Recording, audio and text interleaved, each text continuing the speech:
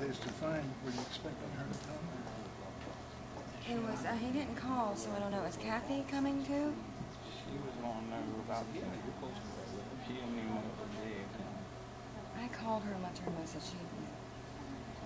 It doesn't matter. That's another whole other story. There's no rush. No, she's not coming. She's just one of those people. That's you know, that's not important. I'm Dr. Keith Johnson. Baby, come over here. Jacob, come sit down. I want to sit down. Jacob, would you mind saying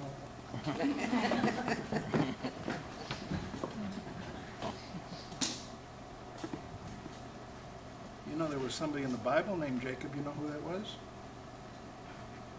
It was a rabbit.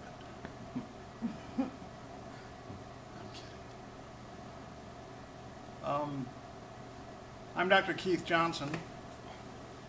I don't know Marci real well. She had read one of my newspaper articles and called me, and then from time to time would call me and talk to me. We met at a restaurant 4 different times and had our little session. She always wanted to meet in a restaurant, always wanted to be public. And as you know, and as I know well, she had all kinds of directions to go with her conversation. We went all sorts of places and talked, and then she would call me on the phone a lot too, and I feel like I got to know her. And then I got a call from Stephanie. I was surprised, but I hadn't seen Marci in a long time, and Marci had left us, which is why you're here, of course. We're having a little eulogy in remembrance of how important she was to us. Without trying to overemphasize, I'm going to suggest, if you're up to it, Stephanie, can you say a few things? Mm-hmm.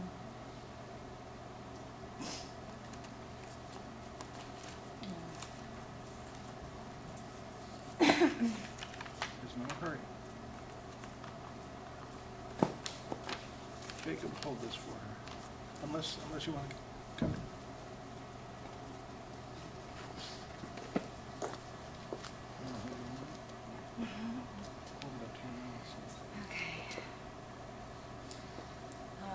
Well, this is kind of strange. Okay.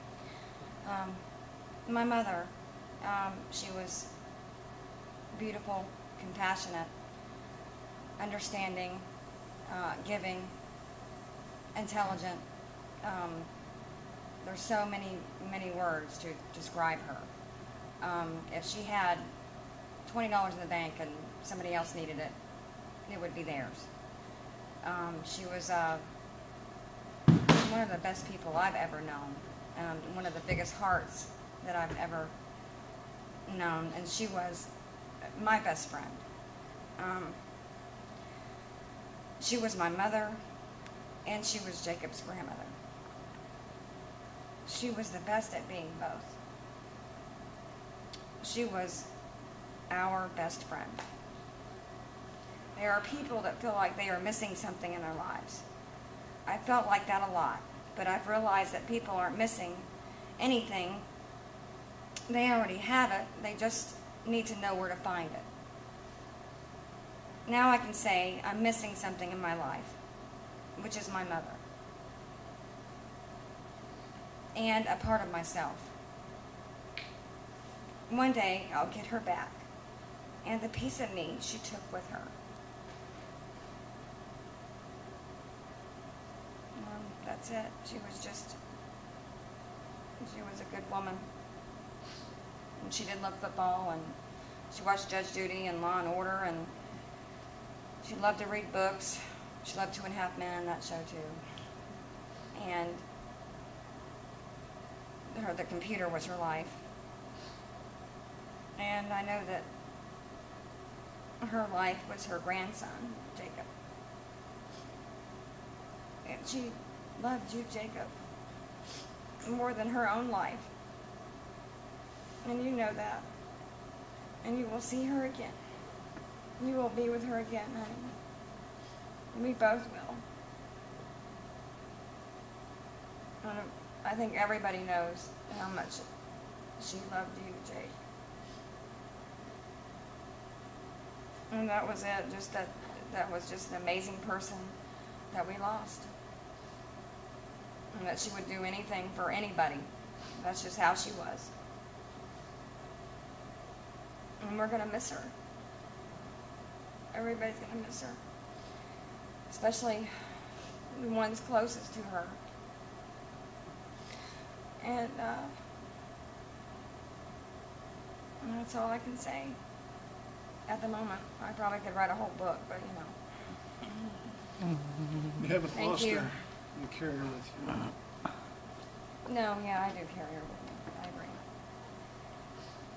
But for now, it feels that way, you know. Thank you. Thank you very much.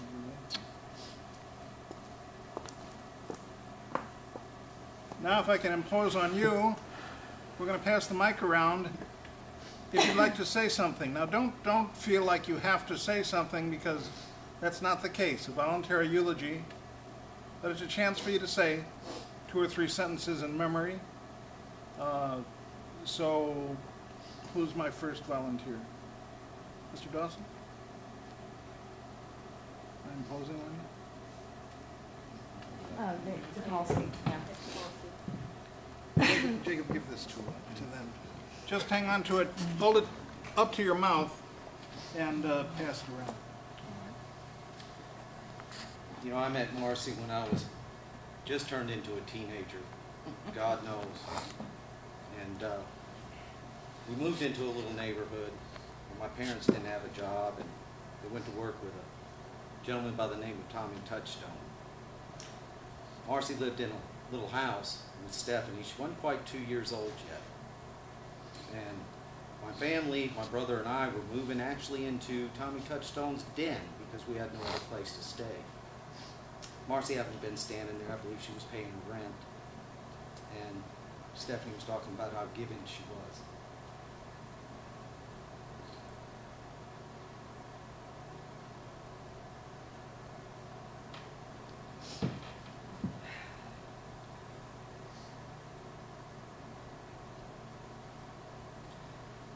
So she comes up and she tells Tommy, she says, "Listen, you got that old single-wide trailer. Why don't you let the family move in my house? And I'll move into this little single-wide trailer." I guess I fell in love with her right then and there. Of course, I didn't realize 4 years later we'd be together. But there was a few times that she showed herself. We were actually living in the car, going around from town to town, working in the flea markets. Barely had a dime to split between us. But there was a family, and we were set up in one of the flea markets, and pretty much the only $20 we had on us, gas tank on empty. And sure enough, she didn't hand that last $20 to that family and said she felt that they needed it more than us. But she always had a talent to where no matter how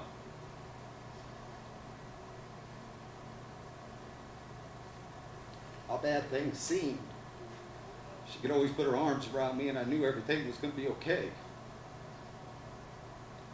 And it was that way the whole time we were together. So if you knew Marci, I believe she left a part of her in all of us, because she was that type of lady. And God, she was a very smart lady, and she loved to write. And she loved to send her writings to Reader Digest, and boy, did she get a thrill if they posted anything in Reader's Digest, which they did a few times. So she had my love, and she always will. Always felt we'd grow old together.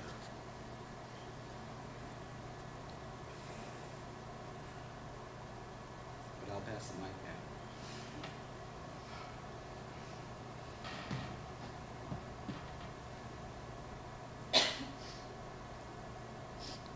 I met Stephanie first in my life. I was 5, Stephanie was 6. She became my best friend. And then Marci became my second mom.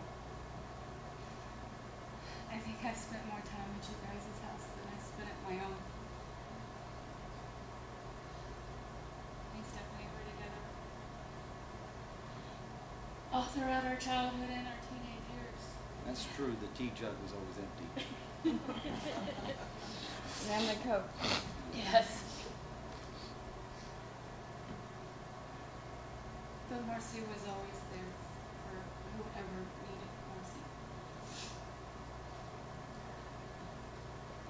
If you needed a place to stay, if you just wanted to hang out, God forbid you missed the school bus, she'd take you. She'd just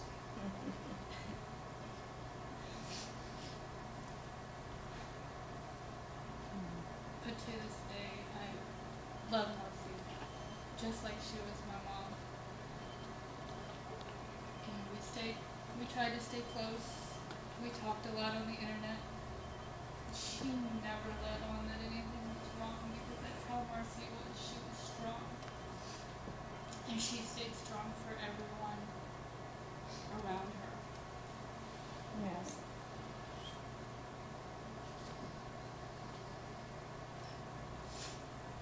We love you, Marcy. And you're with us. Maybe not in body, but you are with us in spirit always. That's the way down this one.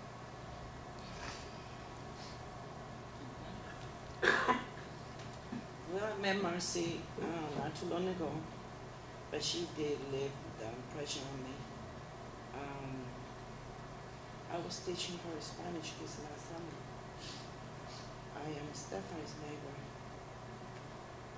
and I really am shocked there's no more people here. It really, really, really touched me too. If she really touched me in this such a short time, I really don't understand how there is no more people here. Too far to drive. I really, really, really love that woman. She had a strive, and she wanted her thing when she was sick. She was saying, I needed to work. I can't be a burden to my daughter, and I have to get out. I need to get out and work. And I was telling her, Marcy, just concentrate and just get better. Don't worry about the money. And she was planning on going back to school now. I don't know what other degree she was going to get. She already got everything, bachelor, master's, and she wanted to keep going more and more and more. She's really a wonderful person. A really, really, really wonderful person. And I'm going to miss her a lot too. And I do love you, Marcy. Somebody else?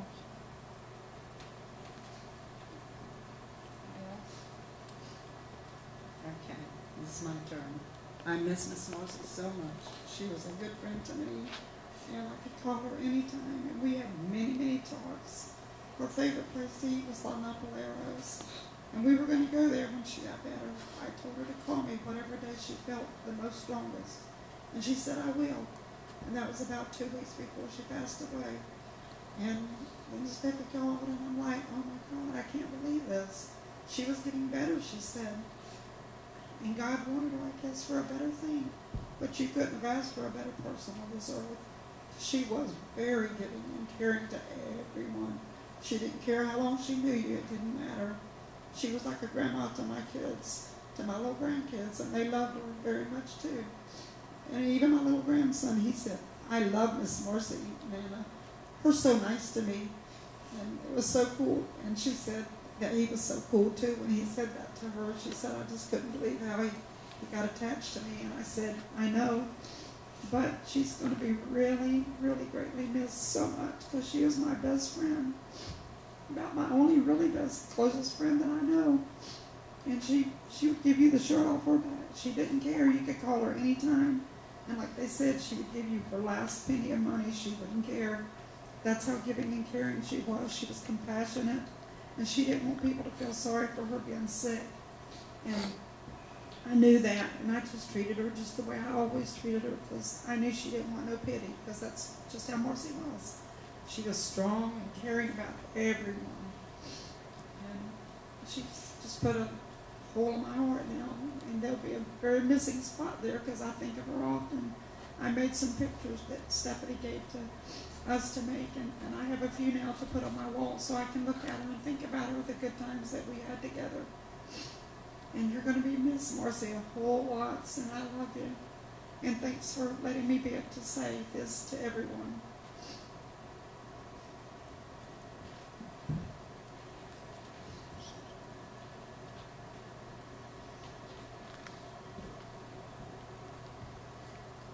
Marci was very close to me. She was my roommate for the last, well, she was there 3 years. And she moved out the day that she found out that she had the cancer. The reason why she moved out was, as everybody else has said, she was so giving, and she didn't want to be a burden on me. And I told her many times, I said, you're not a burden on me. I will work with you. I will do whatever you need to have done because you're such a good friend.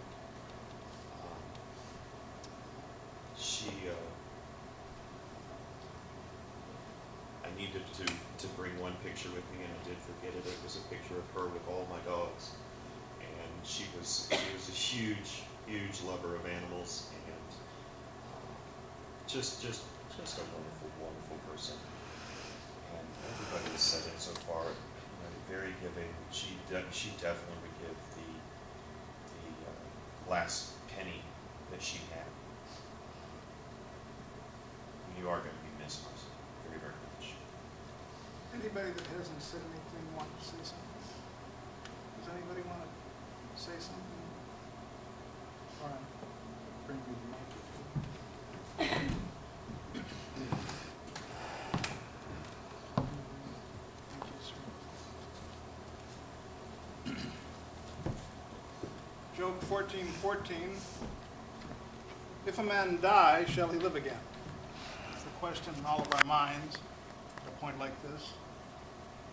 Everybody asks the question, no matter how rich or poor they are, or how stubborn or arrogant they happen to be. If a man die, will he live again? Job asked the question time and time again, and it's a question that we ask ourselves in our hearts. One of the things the Bible tries to teach us, and the Bible tries to teach us many things which we don't read, but one of the things it tries to teach us is that we are not human beings that hold a spirit within us. We are spiritual beings that are human. We have a body, but the body doesn't last. When the body dies, the spirit does not. Science says to us that if there is death, there is no rising from the dead. Man gets hit by the ambulance and is pronounced dead at the hospital. He's not going to get up. Roadkill is roadkill. Science says we die and we're done. But our spirit doesn't, because our spirit is not that way. Our spirit does not say we can accept death as a finality. In fact, we've already talked to Marci as if she is alive, and I assure you, she is. Your spirit and mind does not dissipate. It doesn't disappear. In fact, it is the part that made us in the image of God. It says that we are made in God's image. And it is His Spirit that unites with ours and begs us to understand that there is more to life than just death. In fact, Pascal said, if a man is not ready to die, he doesn't know how to live. We have to make ourselves ready to die. We have to know that there is a finality to this existence, but there is no finality to the spirit, which goes on and on. Where does it last? How does it judge? I dare not say, because myself being very mortal, I don't know. I'm not a judge. I'm not one who determines the finality of the spirit. But God is. And according to the Bible, God is a just judge and puts us where we belong. If a man die, shall he live again? The permanent proof is in the resurrection of Christ, who says, I was dead, I'm alive forevermore. And that being the case, we can turn to Christ for an understanding of our spirit and maybe where we belong. Jesus, trying to pass on his eternity to us, says that we have great chance to live. So what is Marci doing now? I don't know. You and I don't know. We haven't passed that kind of perimeter yet. But whatever it is, I can't help but feel, and I think you feel the same way, she's okay. I don't know what she's doing or how she gets judged or where she ends up. It's not my determination.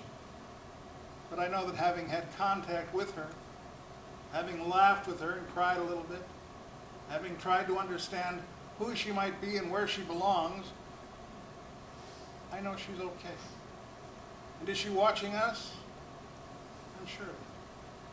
Your heart says she is too. Your spirit says that Marci is watching our spirits and is grateful for our gathering. This is not a useless get-together. This is a thank you for being in our lives, no matter how brief. It's a chance for us to understand what God has in favor for us, because we've been in contact with someone who has been taken from us in the state that we understand, but not taken from us altogether. She lives within us. We know that. We talk to her. She can still hear us. She talks to us. We can hear her. We don't understand it all. We don't have to understand it all, because those questions are beyond our need or responsibility. We do have to understand that our job is to love God and to love each other and to love ourselves. And Marci did that. So somehow, in the fulfillment of this getting together, the eulogy becomes a thank you to her for being in our lives, for allowing us to be a little bit better because we have gathered together, because we have a chance to understand something of what she's given us, something that we carry with us that she will never take away, something in our lives that we know says, Marci, I'm a part of you. You're a part of me.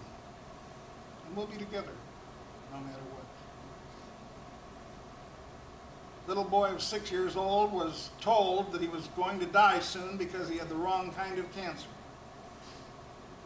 When they got home from the hospital, Mommy was about to make some lunch, and the little boy sitting at the table said, Mommy, what's it like to die? And Mommy fell against the stove. And she tried to stay steadied up. And she pulled her strength back together and asked God to give her a little help. And then she said, remember, Tommy, when you were watching TV, you fell asleep? And your father came home after work, and he picked you up in the living room and carried you into your bedroom, put you in your bed. When you woke up, your toys were all around you, and you were back in your familiar area where you needed to be because your father had carried you where you needed to be. That's what death is like. That's how we die. That's where Marci is. The Heavenly Father has come down, picked her up, put her in her room. Jesus said, I go to prepare a place for you. And if I go to prepare a place for you, I will come again and receive you unto myself, that where I am, there you will be also. Thomas said, Lord, where are you going? Jesus said, you know where I'm going. You're with me all the time.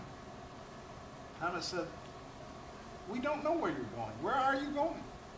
Jesus said, I am the way, the truth, and the life. No man comes to the Father but by me. And God bless her.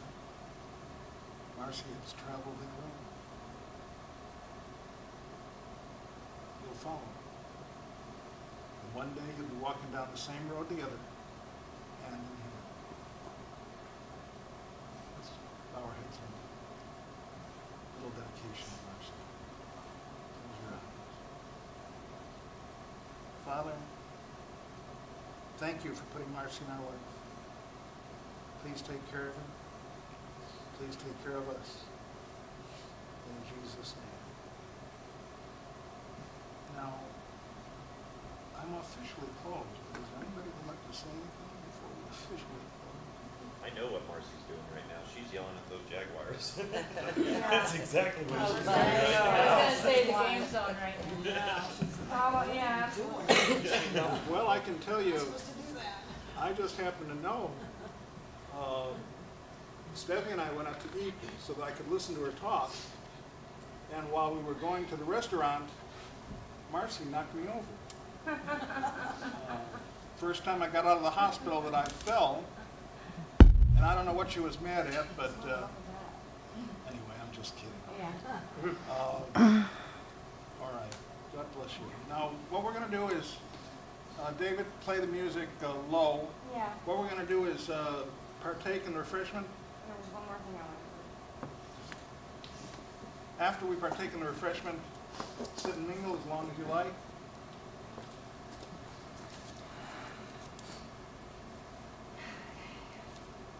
This was a card that I got from her cousin, which is my second cousin, and it was absolutely beautiful, and it made me burst into tears. It was anyway. This is a note from heaven, from her, from my mom.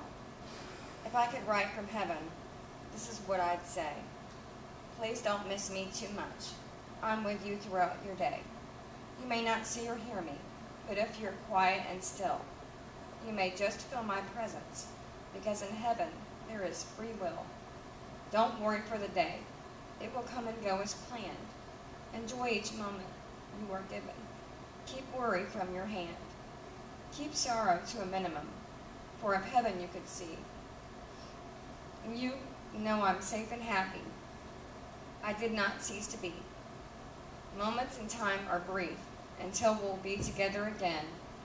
As eternity lasts forever, our lives, they have no end. And that card was just, I had to bring it to the ceremony, because it was just, I completely lost it when I opened the card. It was just, it was beautiful, and it was perfect, perfect. It said just right. I forgot that was something else. I'd like to say one more thing too. You know, we hadn't seen each other in a long time. Neither Stephanie and I. She always wanted us to be close. So I owe her the world. Me too. Because she did bring Stephanie back into my life. And I'm so excited to meet Jacob and Brian and to get to know them. So somewhere in her, she always worked real hard at Stephanie and I just being close, whether making us walk together at the beach and take our own time alone or what have you. So something in her before she passed away, you know, when Stephanie called me, it hurt me so bad for her to tell me that her mother passed. But it meant so much for her to say that we need to spend more time together. So I owe her the world for that. Anybody else? I don't think it's time to eat. Who's in charge of the food? Oh, And I wanted to thank Dr. Johnson, Dr. Keith Johnson, and he was absolutely wonderful to me and took me out to dinner and took my hand and guided me through all this. And my mother cared deeply for him. He is an amazing man, and I already knew that through her. So the first person I contacted was Dr. Keith, and he put this together, and he's just made this service more than I could have ever hoped for, and I'm so grateful to him and to God and to my mom for knowing him and for bringing him into my life as well. And I just wanted to, You'll get a bill. and I just want to say you were wonderful, and I thank you so much. And thank you for doing this for me and my family and my friends. You know? The doctor will now pass around a collection plate. Yeah, right. I need some donations now. How do you think I got this suit? Thank you.